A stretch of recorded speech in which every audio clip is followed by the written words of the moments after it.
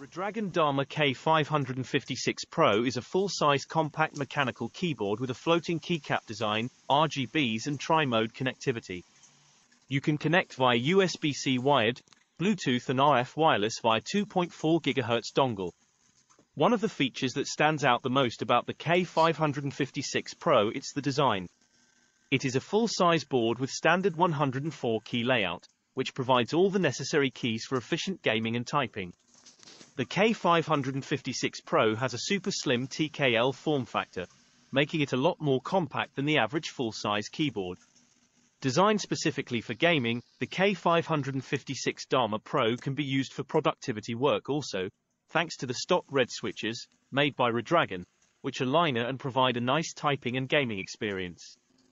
Constructed with brushed aluminum material, the K556 Dharma Pro feels more durable and premium than the standard plastic case most keyboards are made of.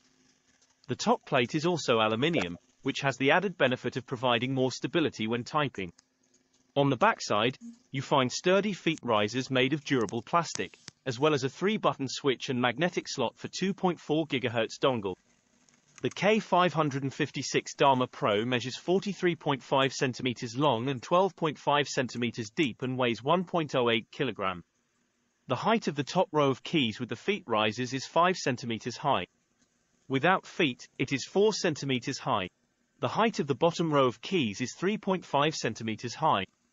The sockets are hot swappable with 3-pin and 5-pin. The keycaps are made of monochrome ABS plastic.